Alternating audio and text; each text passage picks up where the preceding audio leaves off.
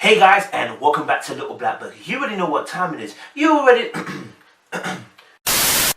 know what time it is.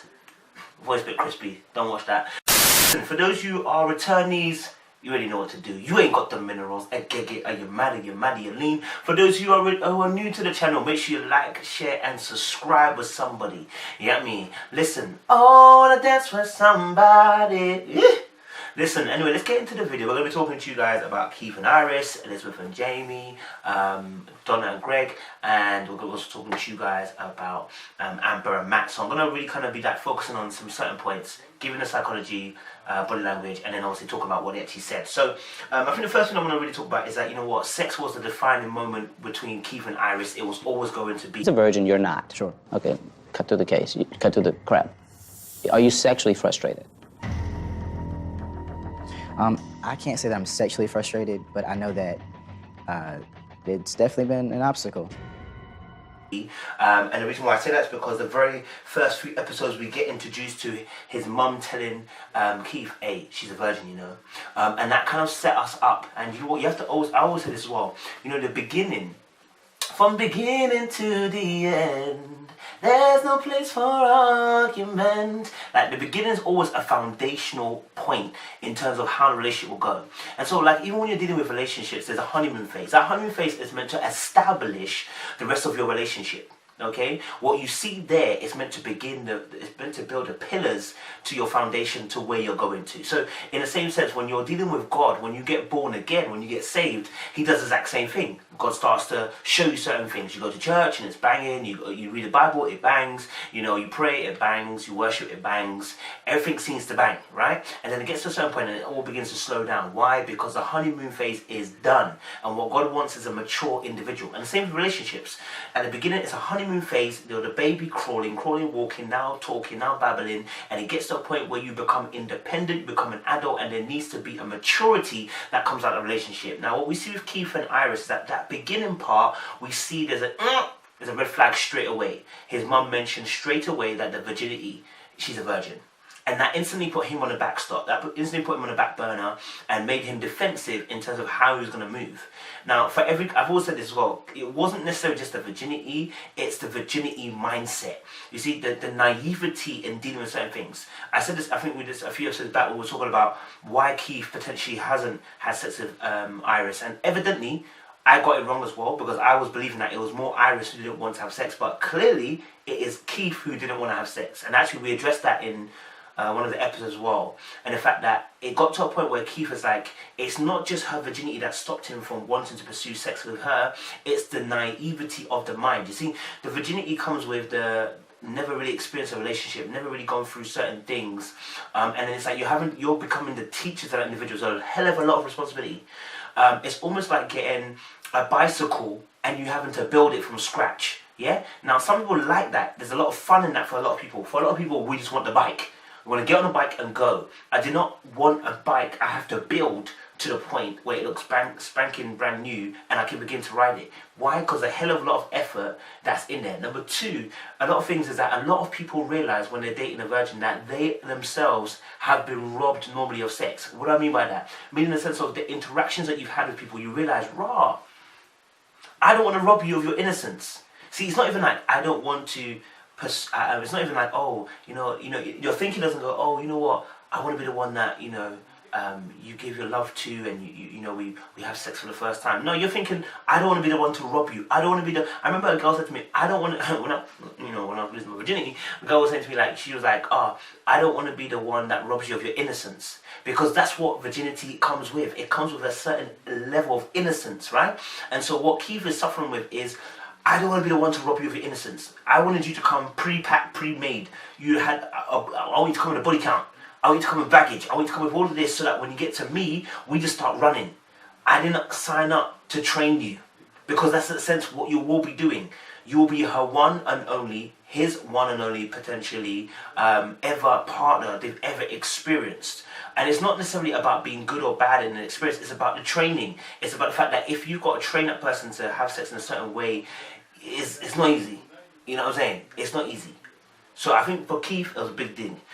one thing I want to notice is straight away when they came into the actual sit down talk with at the end for the actual discussion in terms of decision day, one thing that was noticed that was that his hand position on the hug with Iris was awkward.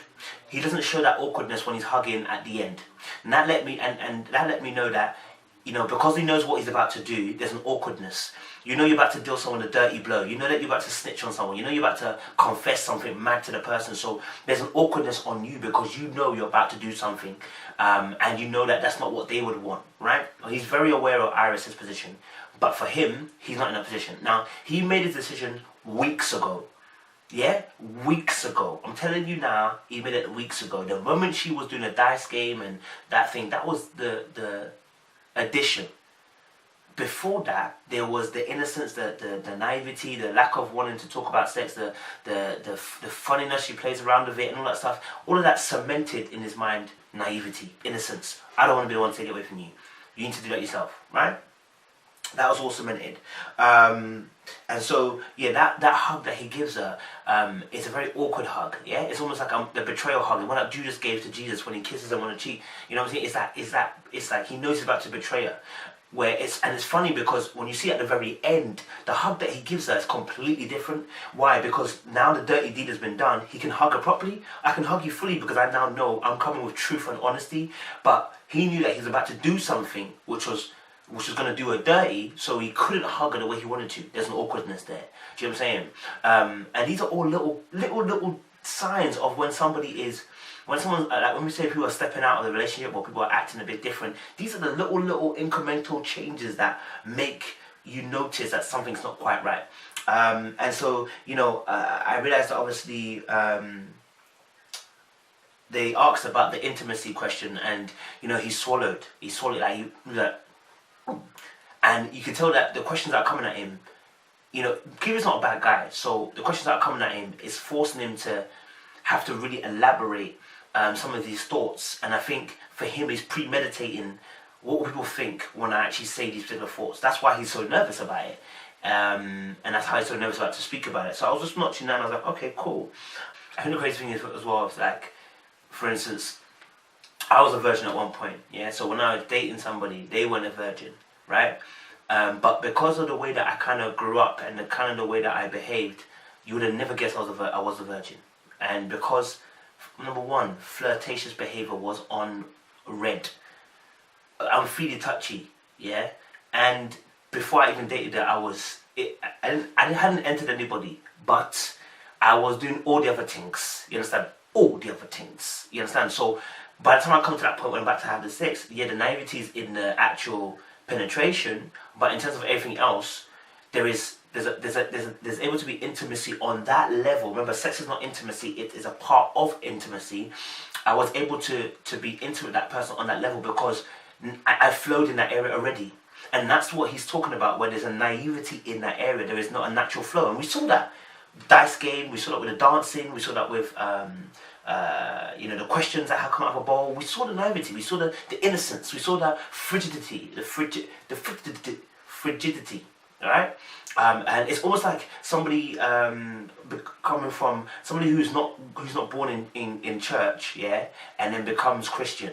It's like the learning curve is quite steep, where someone who's been in church has all the teachings of what Christ is all about. So when they flow into Christian, when they become born again, they just seem to flow quite easily. There's not as many questions as why doesn't make sense, this doesn't make sense, because they've heard it all their life. And that's the exact same thing with relationships. It's always that case where it's like there's a transition period. And for her, I feel like even though she's done some things in the past, maybe those things, you know, like there's the frigidity that she's showing it's almost like, okay, so she did some things in the past, but it's not a natural flow for her. Do you know what I mean? Yeah. It was interesting to see that Pastor Cal was shaking his head when he saw that, you know, that Keith actually decided that he was not going to pursue the relationship any further, the marriage any further. Obviously, they disagreed with his point of view. I think the reason why that a lot of people didn't say anything, you know, the panelists didn't get onto Keith too tough, is because of how respectful he's been. I mean, you're the captain of your soul and your ship, and you have to do what you think you have to do. Keith, I respect that. I'm just sorry. And I think it is something that he's articulated throughout the course of the relationship. It's not out of the blue. I think they got the sense that he was already making that decision. So it doesn't really come as 100% surprise. More of a case of we just wish you chose her because she is a good fit for you. But you know, the way they didn't get onto him as they got onto Matt a little bit is because of the respectfulness. The reason why at the end as well, you saw that when Diona tried to get onto Keith, she didn't. Chris, she said we gotta ask you. Okay. Well, Iris, you know, she decided to stay married, and as for myself, I thought it'd be best for us to take a step away. Okay. I'm just so Get onto him. Notice that she was like, oh, so what happened to you, Keith? That she was gonna start, but he just said, look, that's just my opinion, my thoughts, my feelings. It is what it is. No, we got onto him because of the respectfulness of how he was. See, people don't get onto people when they're respectful. You understand? When you're disrespectful, that's when we get onto you. You understand? And I feel like that's where Matt and Amber's situation, where Matt has taken the disrespect to another level, and I feel like nobody checked him. And I'm annoyed by that, because again, I keep saying this, people don't change their behaviour until men stand up to men. Why are we letting the women speak, like they did at the end, to check Matt? All the boys should have checked him and said, listen, bro, now you're moving mad, I ain't gonna lie to you. But the reason why men don't do that is because they feel like if they're gonna make a mistake, they'll also be checked. And it's not that case. The truth of the matter is, when someone's moving very mad, you've got to check the very madness. Any hope for the future, or you think it's just done? I don't know why you're looking at me. I want to stay married. Well, for me, I don't know what the future holds, so I couldn't count it out. And they also asked Keith as well a question around what does he see for the future in a sense, and this is what at the end towards, and then it was interesting because I watched it and you know, somebody when you know, everyone knows what they're gonna do, yeah. Sometimes people are thinking and deliberating. Don't get twisted. But a question like this, when you've already divorced, is straightforward. Keith, would you ever see yourself getting back together again? Yes or no? No, don't. Truth is, you can't say that because again, because of his respectful nature, can't come out and say, "No, I don't see it." So when he said it, watch Iris's face. There was a lighting up of her face. She got excited. A bit like when you break up with your partner and one of you still likes that other person, and then you hear your partner say, I'm not saying it's over, but you never know, innit? That never know, yeah, leaves a little bit of light and a glimmer of hope, a sliver of hope for Iris. And she got a little excited, she smiled, and she, like, you know what I'm saying? But unfortunately, Keith is not thinking that at all. I'm telling you, Keith has no interest in her at all, blood. Like, none. Because he would have answered that question truthfully. And just said, look, you know what? Yeah, I can see us really going somewhere. But he said, I'm not sure. That I'm not sure is not sure. He's sure. He's not going there again. He just wanted to spare her feelings. And then obviously one thing I noticed was at the end, like I said, he gave her that big hug where he really hugged her and just kind of, you know, put his arms around her, and it was a more loving hug. And what's really interesting is that they still keep this closeness about them, which is really, really weird. But really, really, I guess because maybe he feels like she's no threat to him. That's why he has the capability of being so close. Because one thing I'll say is this: when you break up, yeah, you can be good friends, but that immediate part where someone likes the other person, when you feel like that person may be a threat to you, you do what Matt did. Why? Because you want to make sure there's distance between you two, so the person doesn't get a certain vibe. Keith ain't doing that, which leads me to believe that obviously he probably thinks she's such a known threat. There is no way he's like I think in his naivety he's thinking she knows the deal. There is no coming back from this.